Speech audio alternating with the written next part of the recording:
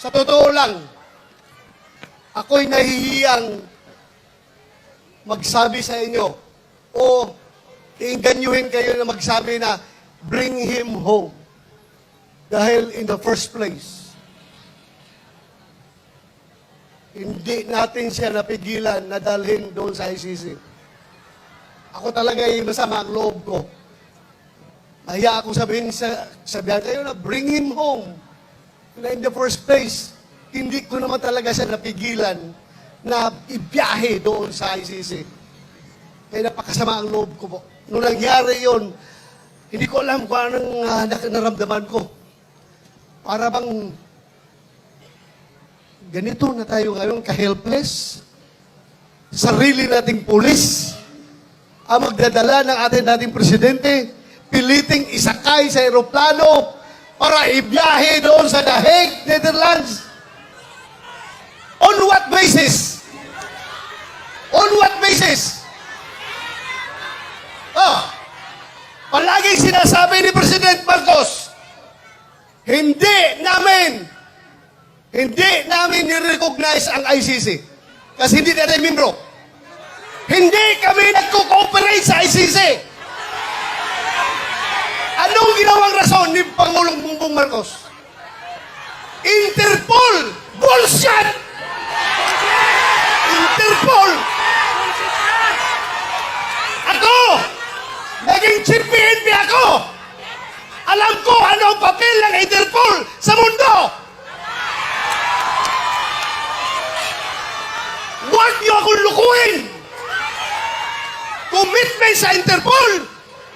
Bullshit! Interpol!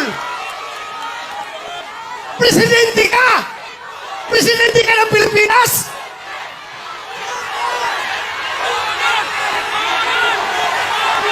Presidente ka ng Pilipinas!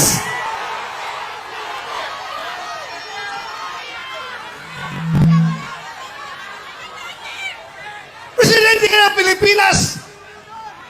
Magpapressure ka sa Interpol? Ha?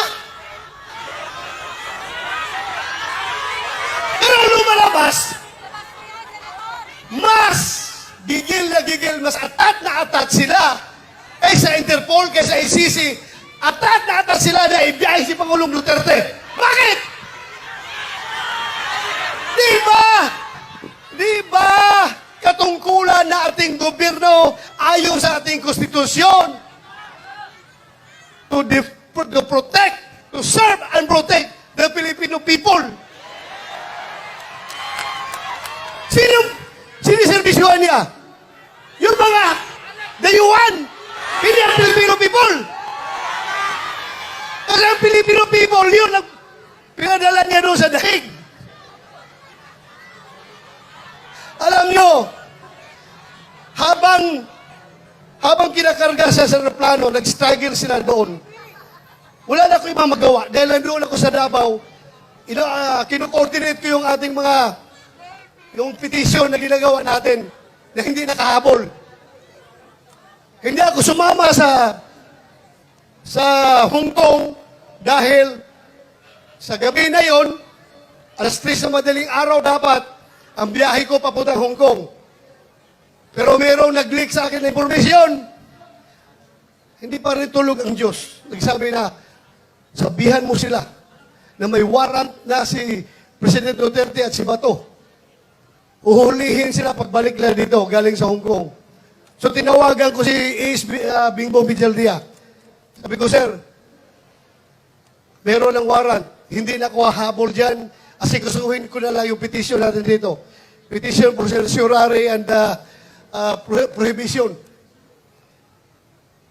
Kinordinate ko yung ating mga abogado. Sila tornitor yun. Pero nung kinarga na siya, wala na ako. Ano bang gagawin ko? Alam yung nagawa ko? Naghanap ako ng tao na kakilala yung piloto ng aeroplano. Pinasabihan ko yung piloto, sabihan mo, pag gawin niya yan, ibiyahe na si Pangulong Duterte. He will go down in history as the pilot na naghatid sa pinakamabait, pinakamahal na Pangulo doon sa The Hague.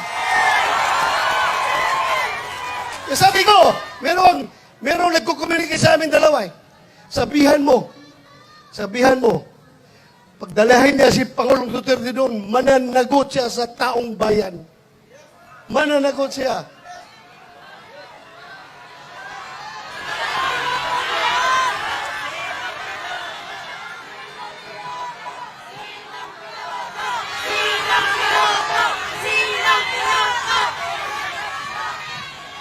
Alam niyo, ang nakakasama ng loob ko. Alam mo yung isang barangay kapitan? Sa barangay kapitan, maliit na barangay. Kausapin mo, Kap,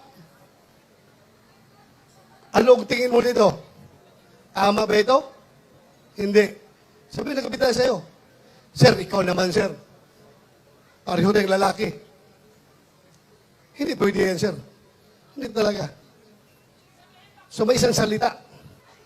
Pero may nakausap ako isang presidente. 2 bisis ha. Unang bisis. Doon sa Bukidnon. Kasi nung 2022 election, kung hindi si Inday Sara makasama sa kanilang rally, kasi mayroong ibang commitment, ako ang nagpo-proxy kay Inday Sara. Kasama kami na sa stage. Siyang kandidato ng presidente, ako ang nag-represent kay Inday Sara. Nag-uusap kami doon sa Bukidnon. Alam mo, sabi sa akin, hindi siya papayag na makialam ang ICC sa ating bansa. Hindi pa siya presidente noon. Hindi ba presidente? Pangalawang bisis, presidente na siya. Doon sa Malacanang, inibitahan niya kami. Tinanong ko siya, ano ba itong stand nyo, Mr. President? Pabago-bago. Iba yung sinasabi mo, tapos yung mga tao mo, iba ang sinasabi. Ano ba talaga? Mabuti yung lalaki sa lalaki, sir. Sabi ko, lalaki sa lalaki, sir. Prangkahin mo ako. Para I know what to do. Please, prangkahin mo ako. Sabi niya sa akin, alam mo ba to? Kahit gabuhok mo, kahit wala akong buhok ha, kahit gabuhok mo or buhok ni President Duterte, hindi mahawakan ng ICC. Hindi ako papayag na papasok ang ICC dito.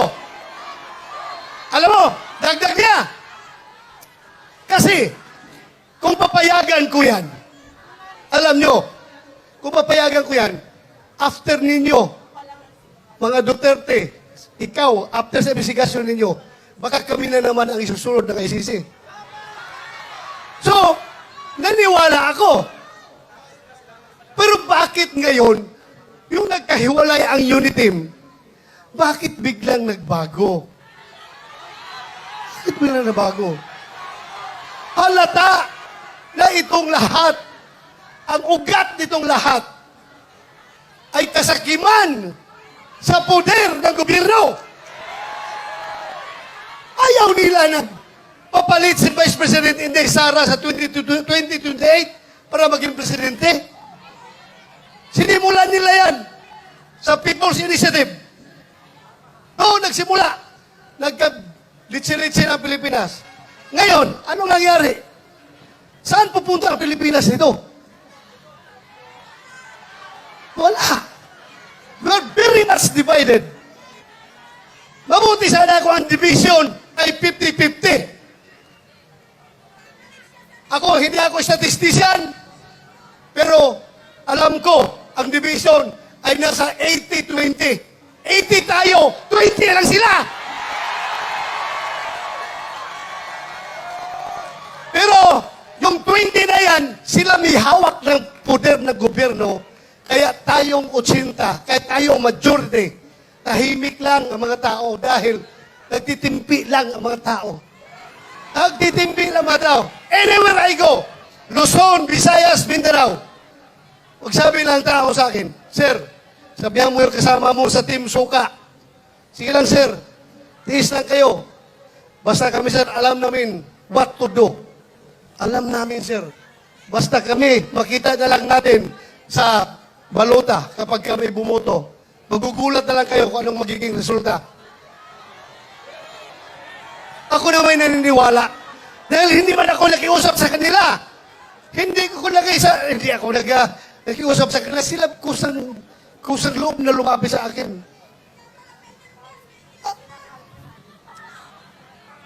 Alam nyo, ang nakakasama pa, ha? Ako, kilala ko at nakasama ko si Pangulong Duterte almost 40 years. 39 years, more than 39 years, magpo 40 years na kami magkakilala. 1986, pag-graduate ko sa PMA, pagdating ko sa Davao, Vice Mayor pa siya noon. Kami parehong lalaki, puro action man. Pagdating sa Gira doon sa NPA sa Davao Region, ako palagi ang nangunguna sa Gira. Ako palagi ang nangunguna. Siya naman ay piskal pa noon. Naging Vice Mayor nung inappoint ni President Cory Aquino. Gusto niyang, pareho kami, parang talagang gusto ng adventure, gusto ng action. Kaya every time meron ako enkwentro, pupunta siya doon, makibalita o ano nangyari. Ay, ito sir, ito. So doon kami nag-start kakilala. Noong kinasal ako 1989, siya kinuha naming ninong. At from there on, doon na. Nagsimula ang aming samahan. Pero ako, ipagmayabang ko talaga sa inyo. Yung tao na yan. For 40 years, nakilala ko siya at nagkakasama kami. Ako bilang pulis at siya bilang mayor ng Davao City. Kahit isang utos na para sa pansarili, pang-personal at pang-politikal na utos, walang binigay sa akin yan si Pangulong Duterte. Ganon po siya, katino na tao.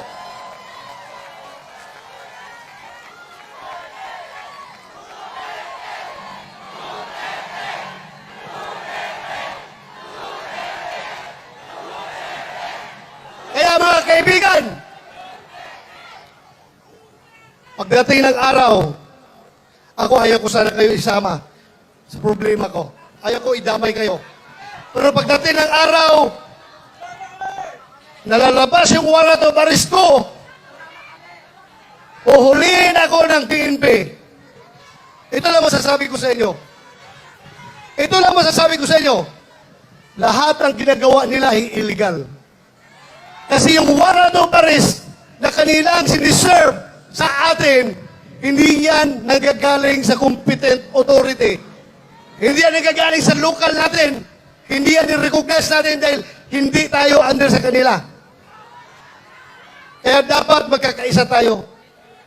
Hindi ko kayo dinadamay ha, pero pinapaalam ko lang sa inyo.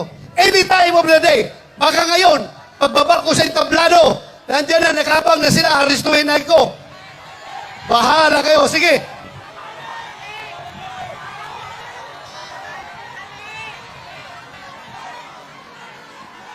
Kawawa ang Pilipinas! Ganito na lang. Ganito na lang ba tayo? Kawawa. Sana magising tayong lahat. Pero ako, don't get me wrong. Ako po'y nakikiusap sa inyo na kahit kayo'y galit na, kahit kayo'y nanggigigilan ng gusto dyan, dahil sa inustisya na ginagawa nila, ako pa rin na nakikiusap sa inyo.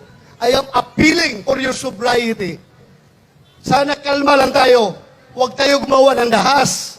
Dahil pagdating sa dahas, bibigyan natin sila ng rason na mag-declare ng martial law. Diba? Huwag niyong gawin yan. Huwag niyong gawin. Huwag kayong gumawa ng dahas. Huwag natin sila bigyan ng rason para magdeklara ng martial law. Kailangan tayong lahat ay kalma lamang. Pero, sulit, nagkaisa at gustong-gusto na ibalik si Pangulong Duterte dito. Bring him home! Bring him home! Maraming salamat! Magandang gabi sa ating lahat!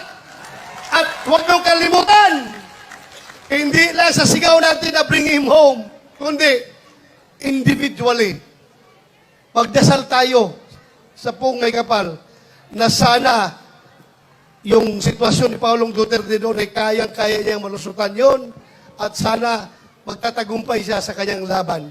Yun lang, maraming salamat at magandang gabi sa ating lahat. Thank you. Mga kababayan,